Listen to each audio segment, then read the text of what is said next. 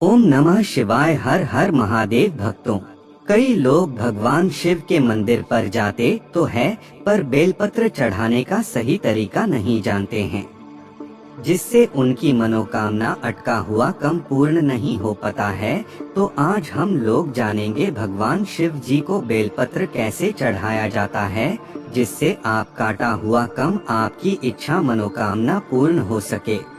धर्म और शास्त्रों में ऐसा माना गया है कि भगवान शिव की पूजा में उनकी प्रिय चीजों को चढ़ाने से वह खुश हो जाते हैं। वैसे तो भगवान शिव की पूजा में बहुत सारी चीजें चढ़ाई जाती हैं, लेकिन सबसे ज्यादा महत्व बेलपत्र का होता है। कथावाचक पंडित प्रदीप मिश्रा जी बताते हैं, शिवलिंग की पूजा में बहुत सारी चीजें चढ़ाई जाती हैं, लेकिन बेलपत्र भगवान शिव को अति प्रिय है। बेल के पेड़ की पत्तियों का शिव पूजन में बहुत ही अधिक महत्व है। इस पेड़ की पत्तियां एक साथ 3 की संख्या में जुड़ी होती हैं और इसे एक ही पत्ती माना जाता है। ऐसी मान्यता है कि बिना बेलपत्र के शिव जी की उपासना पूरी नहीं होती है। शास्त्रों में भगवान शिव को बेलपत्र अर्पित करने की एक विधि होती है। चलिए जानते हैं कि शिवलिंग पूजा में किस विधि से बेलपत्र चढ़ाया जाना चाहिए, कैसा होना चाहिए बेलपत्र और कैसे चढ़ाया जाना चाहिए। कथावाचक पंडित प्रदीप मिश्रा जी के अनुसार बेलपत्र के तीनों पत्ते त्रिनेत्र स्वरूप भगवान शिव के तीनों नेत्रों को विशेष प्रिय हैं। अगर आप शिवलिंग पूजा के दौरान बेलपत्र चढ़ाती हैं, तो इससे भगवान शिव खुश होंगे और आपकी मनोकामना पूरी करेंगे। मगर बहुत जरूरी है कि बेलपत्र चढ़ाने से पहले आप जान लें कि बेलपत्र कैसा होना चाहिए और कैसे चढ़ाया जाना चाहिए। रोज महामृत्युंजय मंत्र पढ़ने से मिलेंगे ये 5 लाभ। ध्यान रहे कि एक बेलपत्र में 3 पत्तियां होनी चाहिए। 3 पत्तियों को एक ही माना जाता है। इस बात का भी ध्यान रखें कि बेल की पत्तियां कटी फटी न हो। बेलपत्र में चक्र और वज्र नहीं होना चाहिए, ऐसा पत्तियों को खंडित माना गया है। हालांकि 3 पत्तियां आपस में मिल पाना मुश्किल होता है, मगर यह मिल जाती हैं। बेल की पत्तियां जिस तरफ से चिकनी होती हैं, आपको उसी तरफ से शिवलिंग पर चढ़ानी चाहिए। 10 तरह के होते हैं शिवलिंग। यह बात बहुत कम लोगों पता होगी, मगर एक ही बेलपत्र को आप पानी से धोकर बार बार चढ़ा सकती हैं। कभी भी शिवलिंग पर बिना जल के बेलपत्र न चढ़ाएं। बेलपत्र 3 से लेकर 11 दलों तक के होते हैं।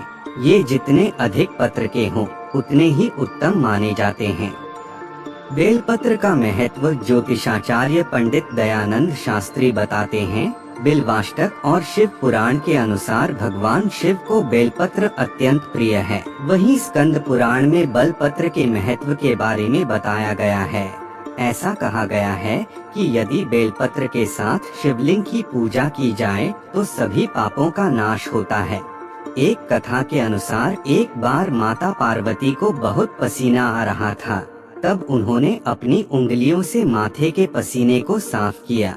इससे पसीने की कुछ बूंदें मदार पर्वत पर जा गिरी और उन्हीं बूंदों से बेल का पेड़ उत्पन्न हुआ। बेलपत्र का महत्व यही खत्म नहीं होता है। ज्योतिषाचार्य पंडित दयानंद शास्त्री बताते हैं, बेलपत्र बहुत ही पवित्र होता है।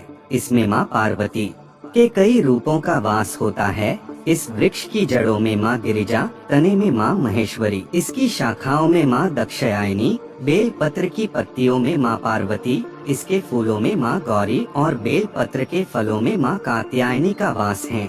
इतना ही नहीं, इसमें माता लक्ष्मी का भी वास होता है। अगर आप घर में बेल का पेड़ लगाती हैं, तो इससे माता लक्ष्मी बहुत प्रसन्न होती हैं और घर में वैभव आता है। बेलपत्र चढ़ाने के लाभ। इसका सबसे बड़ा लाभ होता है कि भगवान शिव बहुत प्रसन्न होते हैं और सारी मनोकामनाएं पूरी कर देते हैं। वहीं बेलपत्र चढ़ाने से सुख के साथ घर में वैभव और धन भी आता है, यानी आपको कभी भी आर्थिक संकट का सामना नहीं करना पड़ता।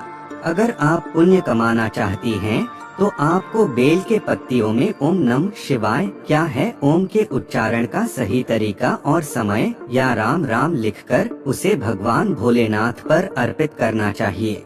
शास्त्रों के अनुसार आप रविवार के दिन अगर बेलपत्र की पूजा करते हैं तो आपके सारे पाप धुल जाते हैं। शिव महापुराण पढ़ने से मिलते हैं ढेर सारे फायदे। केवल भगवान भोलेनाथ ही नहीं, आप भोलेनाथ के प्रिय कृबेर जी पर तृतीया को बेलपत्र चढ़ाकर उनकी पूजा करेंगी तो पीढ़ियों तक आपके घर में धन की कभी कमी नहीं होगी। ऐसी मान्यता है कि बेलपत्र और जल चढ़ाने से भगवान शंकर का मस्तिष्क ठंडा रहता है और वे बहुत जल्द प्रसन्न होते हैं।